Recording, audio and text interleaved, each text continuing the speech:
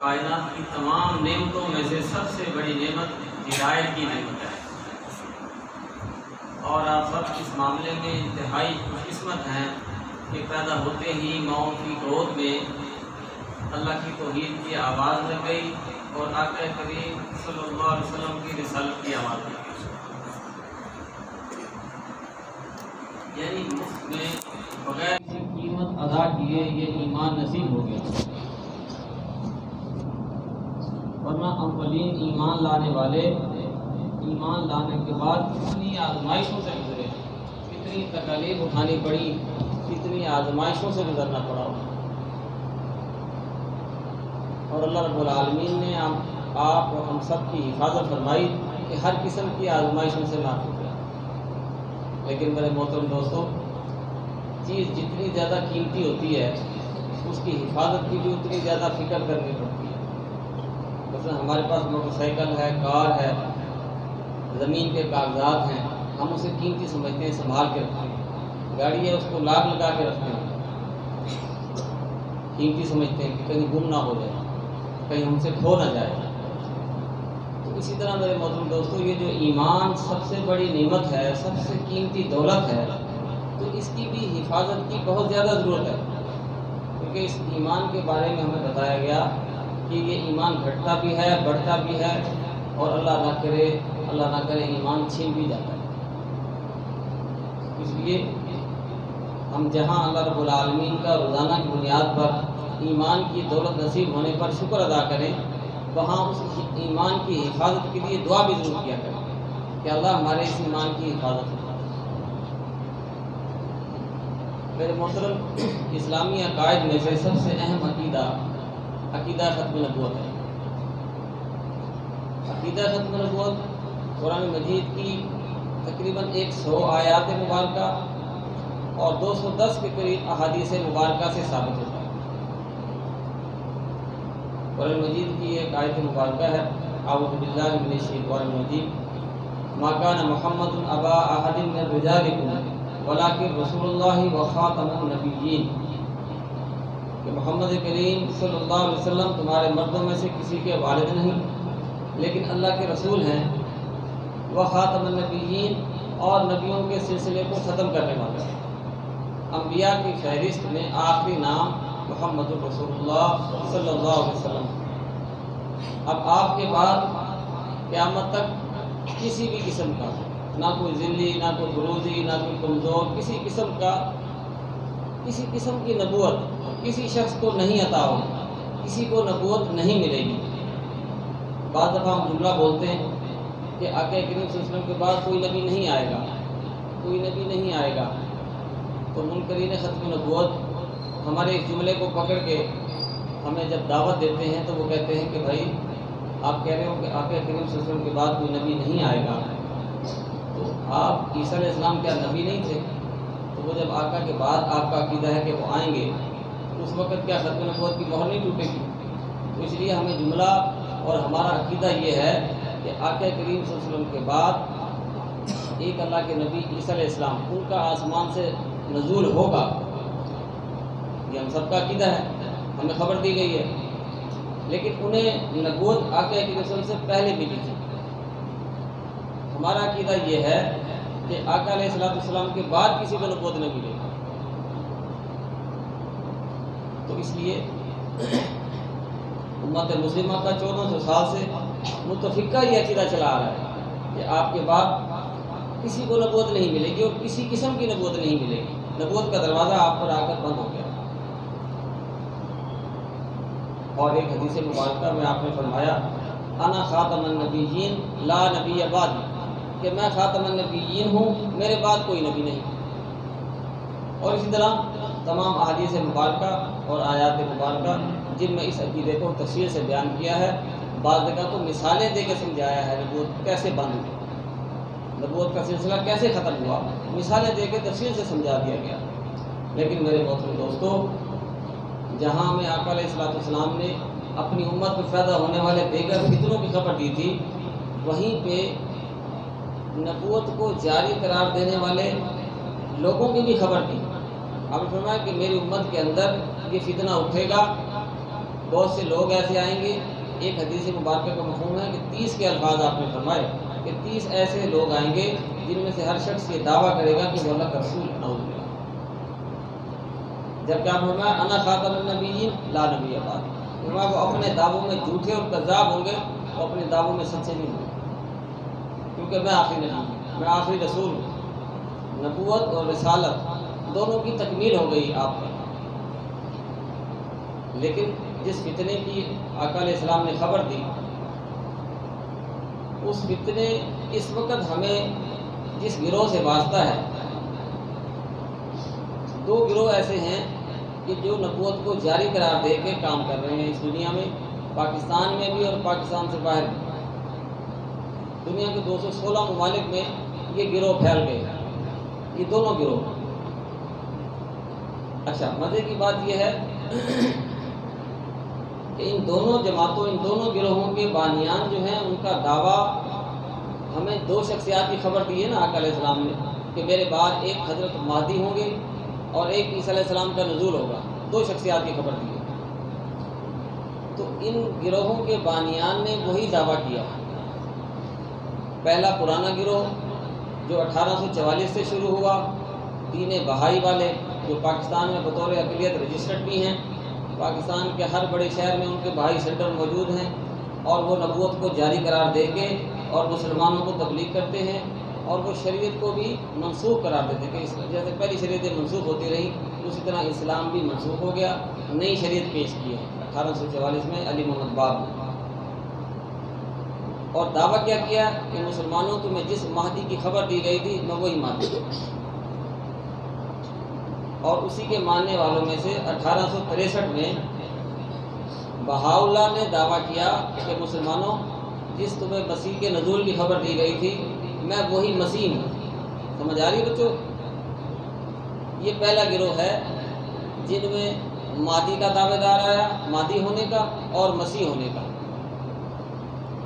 یہ پہلا گروہ کیا کہلاتا ہے؟ یہ بہائی گروہ کہلاتا ہے. دین بہائی یہ پاکستان میں بطور اقلیت رجسٹرڈ ہے، اور ہر بڑے شہر میں ان کے بہائی سینٹر موجود ہیں، اور یہ مسلمانوں کو تبلیغ بھی کرتے ہیں. تبلیغ کر کے بہائی بناتے ہیں، دعوت دیتے ہیں مسلمانوں کو کہ مسلمانوں جس مسیح مہدی کا تم انتظار کر رہے ہو وہ آ گیا، اس کی جماعت قائم ہے، اور اس نے نئی شریعت لے کے آنا تھا، نئے احکامات لے کے آنا تھا. وہ کہتے ہیں کیونکہ مسلمان بگڑ گیا، مسلمان کے اندر اختلافات انتشار پیدا ہو گئے، لہذا یہ ٹکڑے ٹکڑے ہو گیا، اب نئی شریعت نئے احکامات.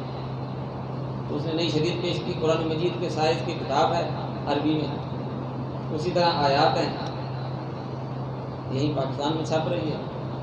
بھائی تقسیم کرتے ہیں، اپنے پاس بھی رکھتے ہیں، بھائی اس کی تلاوت بھی کرتے ہیں.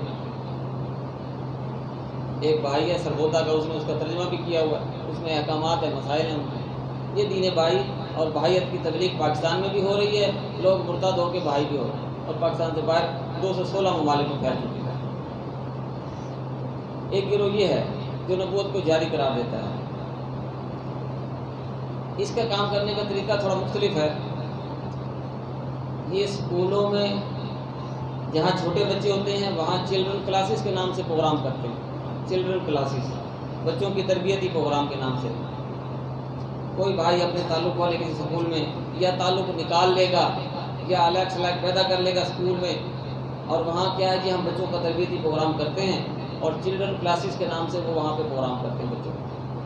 کالجوں یونیورسٹیوں میں جا کے نوجوانوں میں جونیئر یوتھ پروگرام کے نام سے، کہ نوجوانوں کا تربیتی پروگرام ہے، جن نوجوانوں کا تربیتی پروگرام ہے جونیئر یوتھ پروگرام. یہ کالج یونیورسٹی میں اس انداز سے پروگرام کرتے ہیں. اور عام پڑھے لکھے لوگوں میں اسٹڈی سرکل کے نام سے، اسٹڈی سرکل کتابیں ان کی 8 کتابیں آ چکی ہیں اسٹڈی سرکل. وہ سرکل ایسا چلاتے ہیں کہ ایمان کے دائرے سے نکال کے اور کفر اور گمراہی میں ڈال کے انسان کو تباہ کرتے ہیں. اس لیے اس گروہ کی سرگرمیوں کا بھی ہمیں علم ہو کہ جہاں اس طرح چلڈرن کلاسز کے نام سے بچوں کو خراب کرنے والے لوگ آئیں ان سے بچا جائے. نوجوانوں میں جونیئر یوتھ پروگرام کے نام سے کوئی منشور کوئی دستور لے کے آئے ان سے بچا جائے. دین بہائی کے ماننے والے یہ گروہ، اور ان کا عقیدہ ہے کہ نعوذ باللہ انبیاء آتے رہیں گے، نبوت کا دروازہ کبھی بھی بند نہیں ہوا، رسالت بھی آتی رہے گی، شریعت بھی آتی رہے گی. ان سے پوچھا جائے کہ پھر کب نبی کب آئے گا، وہ کہتے ہیں 1000 سال بعد پھر ایک رسول آئے گا۔ میرا شہر ملتان سے تعلق ہے، ملتان میں 2000 تک کوئی پیدائشی بھائی نہیں تھا۔ حیدرآباد سے ایک بھائی تبلیغ کرنے کے لیے آیا کرتا تھا، اس کی تبلیغ سے ایک بندہ کا وہ ہوا بھائی ہوا۔ اس وقت 40 گھر بھائی ہوئے، 40 گھر مرتد ہو گئے بھائی ہوئے۔ اسی طرح دیگر بڑے شہروں میں، لاہور کے اندر بہت کام ہے ان کا، کراچی حیدرآباد میں بہت کام ہے، سرگودا فیصل آباد بڑے بڑے شہروں میں یہ کام کر رہے ہیں۔ اسی طرح دوسرا بڑا گروہ جو اس سے زیادہ آزمائش کا باعث ہے وہ ہے قادیانیت، جسے ہم قادیانی بھی کہتے ہیں، مرزائی بھی کہتے ہیں، اور وہ اپنے آپ کو احمدی کہتے ہیں۔ قادیانی اپنے آپ کو احمدی کہتے ہیں، اور اپنی جماعت کو جماعت احمدیہ مسلمہ کہتے ہیں۔ پوری دنیا میں وہ اس نام سے تعارف کرواتے ہیں کہ ہم مسلمان ہیں، ہم اسلام پر عمل کر رہے ہیں، کیونکہ بظاہر کلمہ بھی یہی پڑھتے ہیں، لا الہ الا اللہ محمد رسول اللہ، نماز بھی اس طرح پڑھتے ہیں، 5 نمازیں جس طرح ہم پڑھتے ہیں۔ یہ سب سے زیادہ ہلاکت خیز اور سب سے زیادہ خطرناک فتنہ ہے کہ جو اسلام کے نام، اسلام کا ٹائٹل، اسلام کے حلیے کے ساتھ کام کر رہے ہیں۔ آپ کسی قادیانی کا ذکر میں جا کے دیکھیں گے تو یہی اسی طرح کلمہ لا الہ الا اللہ محمد رسول اللہ لکھا ہوگا، اسی طرح صفیں بچھی ہوں گی، اسی طرح محراب ہوگا، اسی طرح نماز ہوگی۔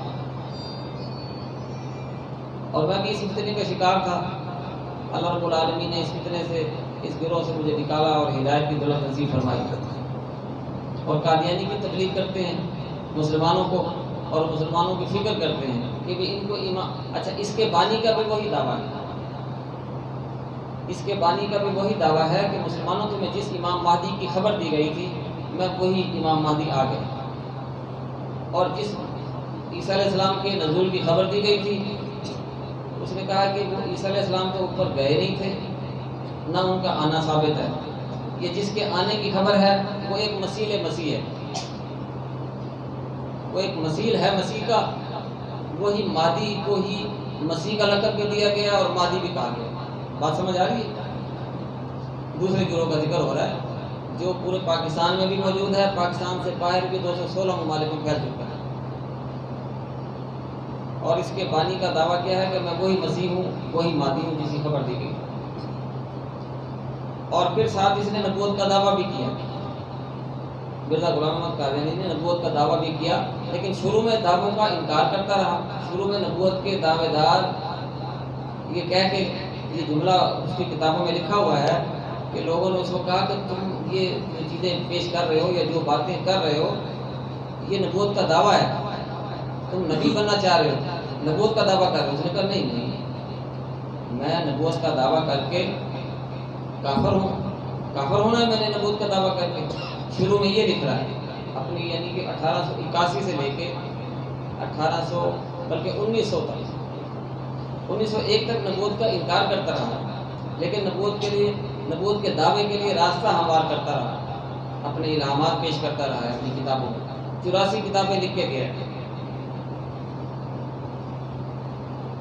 84 کتابیں لکھ کے گیا ہے، اور 1901 کے بعد جو کتابیں لکھی ہیں 1908 تک، 26 مئی 1908 میں یہ فوت ہوا ہے قادیان کے اندر، لاہور آیا ہوا تھا، لاہور فوت ہوا، اور پھر قادیان میں اس کے دفن ہوا۔ تو 1901 کے بعد اس نے کھل کے نبوت کا دعویٰ کیا، اس کی کتابوں میں موجود ہے۔ آج اس وقت جب مجھے اللہ نے ہدایت دی تو میں نے قادیانی میں دعوت اسلام کا کام شروع کیا۔ میں نے دیکھا، میں نے کہا دعوت اسلام کا کام ان میں کوئی بھی نہیں کر رہا، سب نے مثلا کہ فاصلہ رکھا ہوا ہے، ٹھیک ہے، نفرت ہونی بھی چاہیے، نفرت رکھی ہوئی ہے، مخالفت ہے۔ تو مجھے خیال آیا کہ یہ تو بیچارے، ان کو تو پتہ ہی نہیں ہے۔ مجھے ان پر ترس آیا کہ یہ اپنا ایمان بھی لٹوا چکے ہیں، اور اسلام پر سمجھ رہے ہیں اپنے آپ کو، اور کوئی انہیں سمجھا بھی نہیں رہا کہ تم تو اسلامی عبادات کی وجہ سے خوش ہوئے ہو کہ ہم اسلام پر مارے بھی کھا رہے ہیں، مخالفتیں بھی، 74 کا فیصلہ بھی، 84 کا آرڈیننس بھی، ساری چیزوں کے باوجود کھڑے ہیں جم کے۔ بہت سے قادیانی قتل بھی ہو رہے ہیں، بہت سے مارے جاتے ہیں، بہت سے کئیوں کی دکانوں پہ آگ لگا دی جاتی ہے، کئیوں کے گھر جلا دیے جاتے ہیں، جو کہ اس کو میں اچھا نہیں سمجھتا۔ یہ ہمارے ریاست ہے، ریاست کا قانون ہے، تو ہمیں قانون ہاتھ میں نہیں لینا چاہیے۔ ہمارے دل میں سمجھانا اور دعوت ہے. ہم دائی ہیں، یہ امت دائی امت ہے.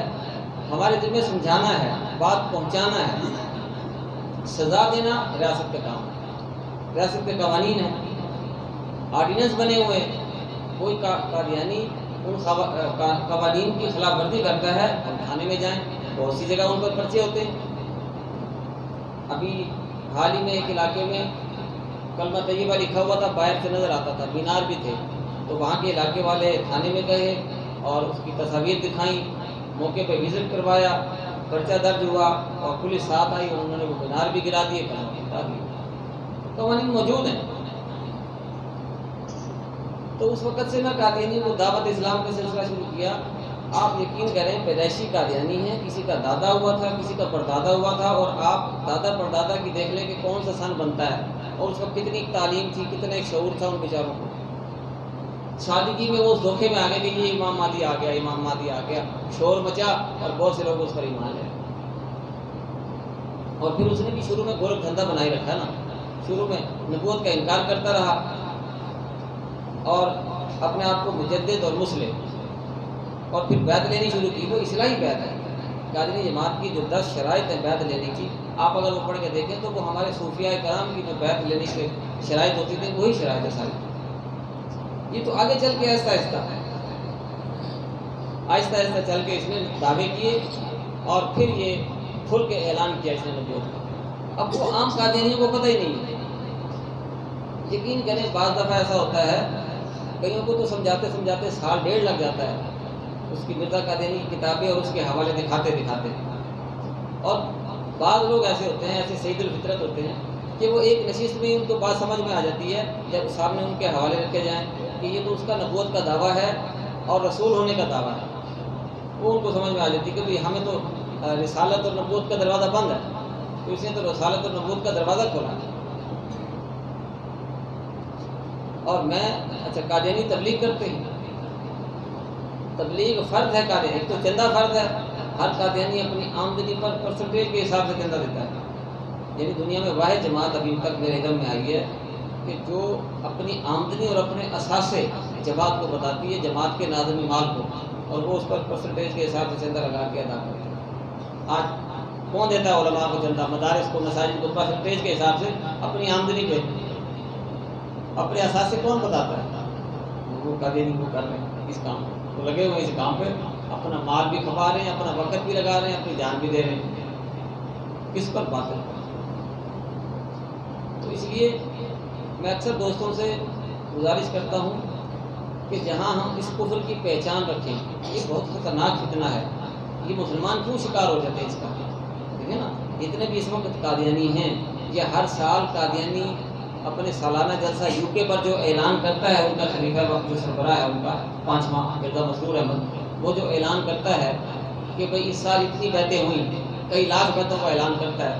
وہ کوئی مشینوں پہ تو تیار نہیں کیے ہوتے ہیں، وہ ہم میں سے ہی اونچے کچھ کے لے گئے ہوتے ہیں.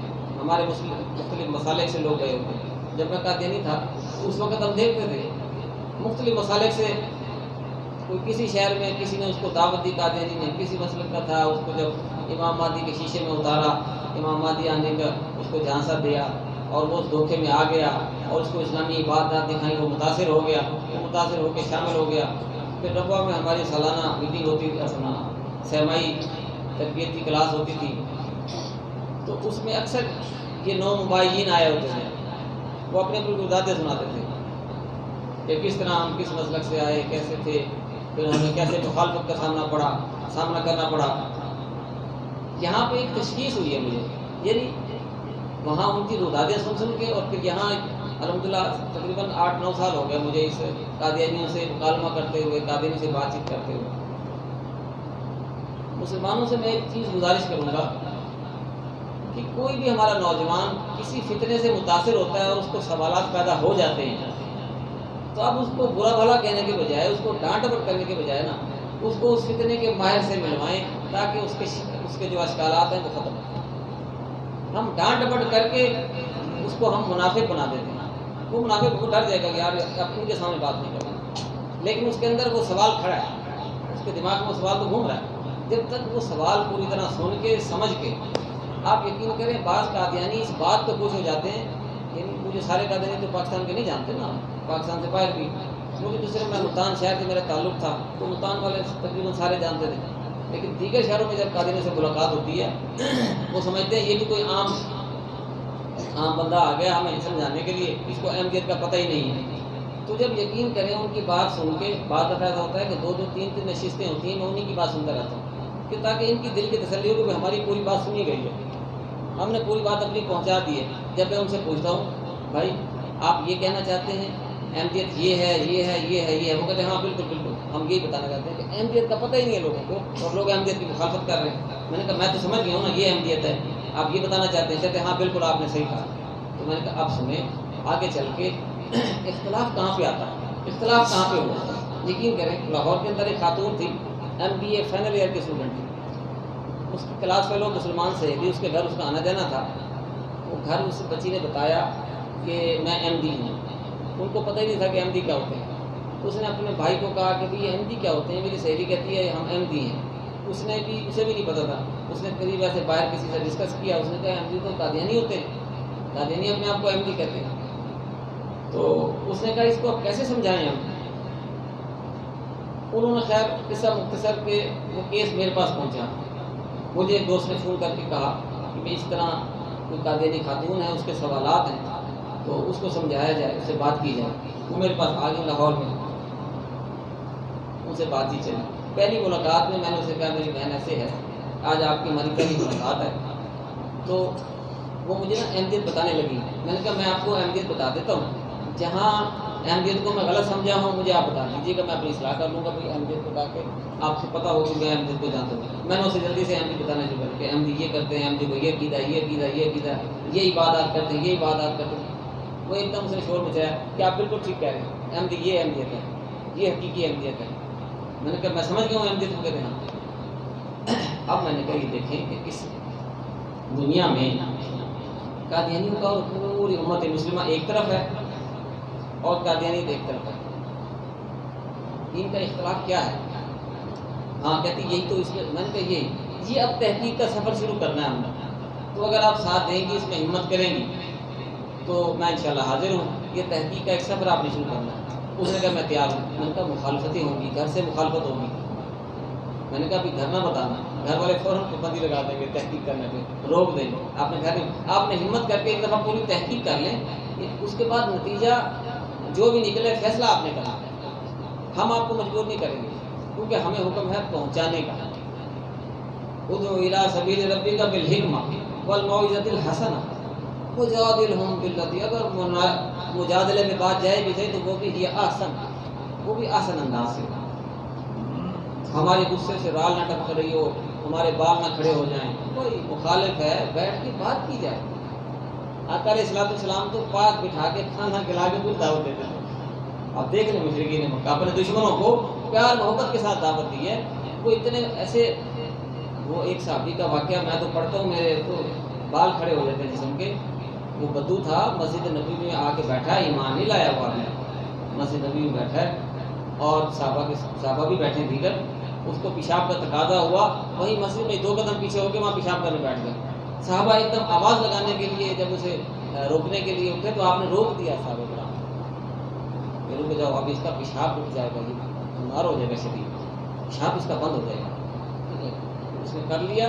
اب یہ بات آقا علیہ السلام کی یہ بات اس نے سنی، اچھا وہ آ کے پھر آپ نے اس کو پیار سے سمجھایا اور صحابہ کا اس کو صاف کر دو، صحابہ کرام نے اس کی صفائی کر دی۔ وہ اس نے کہاں جانا تھا پھر؟ وہ اس نے آوازیں لگائی عربی میں، مجھے الفاظ یاد نہیں ہے، جملے اس نے بولے، وہ ماں کہارانی ماں نہارانی اور فلاں، اس طرح عربی میں نا اس نے جملے بولے۔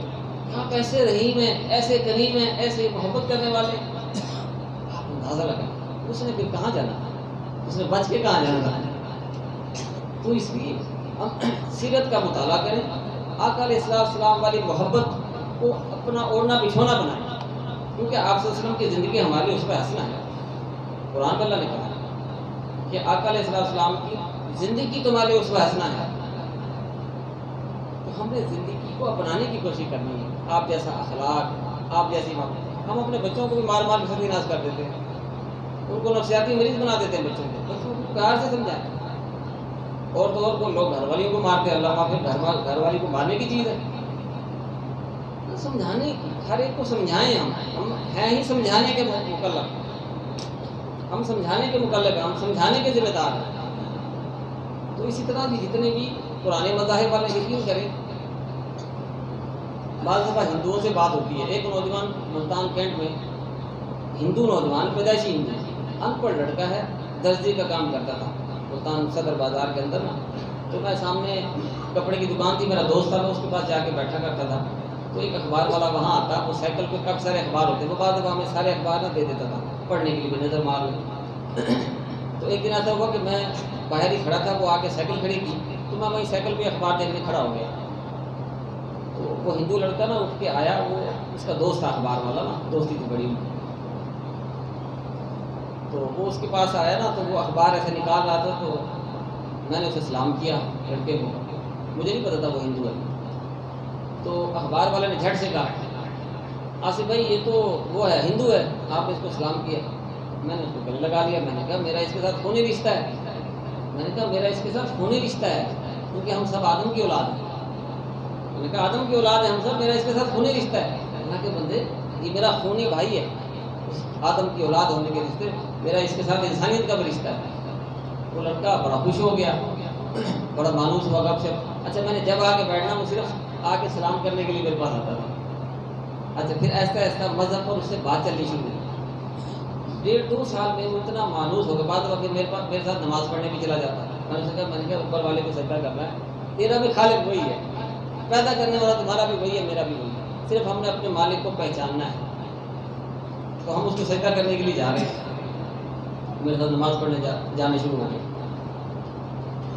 پھر آہستہ آہستہ اس کو اس طرح اسلام کا تعارف کرایا، آسان کیونکہ ان پڑھ تھا نوجوان، تو اس کو بات سمجھ میں آ گئی، اس نے اسلام قبول کر لیا۔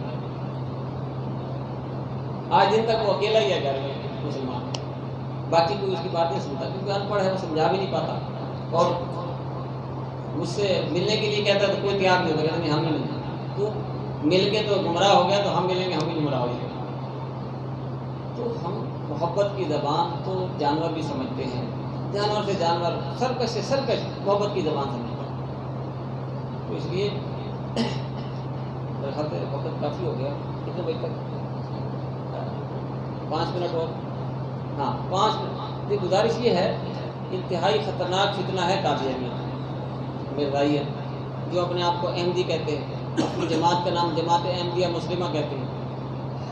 میں آخری گزارش یہ کروں گا کہ اس وقت ہمارے محلے میں تو شاید قادیانی کوئی نہ ہو، لیکن ہماری جیب میں پوری قادیانیت آئی ہوئی ہے۔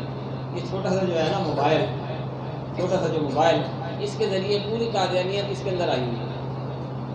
جب ہم اس کو کھولتے ہیں نا، انٹرنیٹ آن کرتے ہیں اور یوٹیوب پہ کوئی ویڈیو سرچ کرتے ہیں، نیچے لمبی لائن آ جاتی ہے ایک ویڈیو سے، تو اس میں قادیانیوں کی ویڈیوز بھی پہنچ جاتی ہیں، اور کس حلیے کے ساتھ آتی ہیں، پگڑی بھی پہنی ہوگی، داڑھی بھی ہوگی، ہم سمجھیں گے کوئی مسلمان سکالر ہے، کوئی عالم دین ہے، اور ہم سننا شروع کر دیتے ہیں۔ اس لیے میں گزارش کروں گا انٹرنیٹ استعمال کرنے والے ساتھیوں کے لیے کہ اس پر ہر داڑھی پگڑی والے کو نہ سننا شروع کر دیا جائے۔ اس وقت جو قادیانیوں کا سربراہ ہے مرزا مسرور احمد، اس کی بھی سفید داڑھی اتنی بڑی اور سفید پگڑی پہنتا ہے، اور ان کا جو چینل ہے MTA، اس پر جو سکالر آ کے بیٹھتے ہیں، انہوں نے اکثر ٹوپیاں پہنی ہوتی ہیں، جناح کیپ پہنی ہوتی ہیں، قال اللہ قال رسول کی بات بھی کر رہے ہوتے ہیں۔ تو اس لیے انٹرنیٹ پر بہت زیادہ اس وقت انٹرنیٹ سے متاثر کیس ہمارے پاس بہت زیادہ آ رہے ہیں کہ یہ سننا جی، یہ ہماری بچی کے کچھ سوالات ہیں، جب سوالات سنیں تو سمجھ میں آ جاتا ہے یہ کس اسٹیشن کو سنا ہے۔ تو اس لیے اپنی بچیوں کے، پڑھی لکھی بچی ہیں نا، ظاہر نیٹ پہ سرچ کرتی ہیں، اب ہم اس کو نیٹ پر پابندی تو نہیں لگا سکتے، نہ اس کو بند کر سکتے، تو ہم اس کا سلیقہ سمجھا دیں بچوں کو، سلیقہ سمجھا دیں کہ بھائی ایمان کو خراب کرنے والی چیزوں، یہ فلاں فلاں چیزیں ہیں، ایمان کو خراب کرنے والی ہیں، ان حلیوں کے ساتھ کہ آدمی دھوکے میں آ جاتا ہے۔ کئی نوجوان، ایک دفعہ وکلا میں میری بات ہو رہی تھی، میں نے یہ بات اس طرح سے کی، بعد میں مجھے وکیل صاحب نے دکھایا کہ دیکھنا ذرا یہ کون ہے، وہ مرزا طاہر احمد کی ویڈیو مجھے دکھائی اس نے، میں نے کہا یہ تو قادیانیوں کے چوتھا جو سربراہ تھا، 2003 میں فوت ہوا ہے، یہ اس کی ویڈیوز ہے، اور بے شمار اس کی ویڈیوز پڑی ہیں، کہتے میں تو اس کو سنتا تھا اور میں اس کو یورپ کا مذہبی اسکالر سمجھتا تھا۔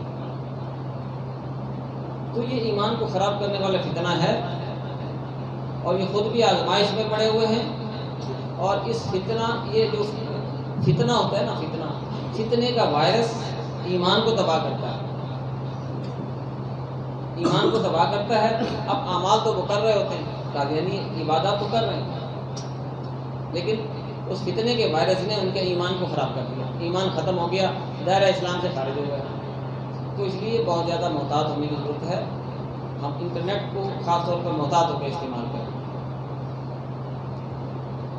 آخر میں گزارش کروں گا کہ جہاں ہم اپنے آپ کو دعاؤں میں یاد رکھتے ہیں، اپنوں کو دعاؤں میں یاد رکھتے ہیں، وہیں پہ ہم جتنے بھی اس فتنے سے متاثر لوگ ہیں ان کو بھی، اور جتنے بھی پرانے مذاہب والے دائرہ اسلام سے باہر ہیں ان کو بھی اپنی دعاؤں میں ضرور یاد رکھیں، یاد رکھیں گے نا؟ اس لیے کہ یہ آقا علیہ السلام کی سنت ہے، بھٹکے ہوئوں کو دعاؤں میں یاد رکھنا، ان کی فکر کرنا اور ان کے لیے دعا کرنا، ان کی ہدایت کے لیے دعا کرنا کہ اللہ ان کو ہدایت نصیب فرما دے، کہ جس آزمائش میں پڑے ہوئے ہیں، جس فتنے میں مبتلا ہو گئے ہیں، کہ اللہ ان کو اس فتنے سے نکال دے، ان کو ہدایت نصیب فرما دے۔ یہ دعا بھی روزانہ کی بنیاد پہ آپ کریں گے تو ان کو جب ہدایت نصیب کہیں پہ ہوگی، لیکن ہماری یہاں فکر کرنے سے اور دعا کرنے سے ہمارا بھی اس میں حصہ شامل ہو جائے گا۔ اس لیے دعا ہے اللہ رب العالمین ہمیں زندہ رکھے اسلام پر اور خاتمہ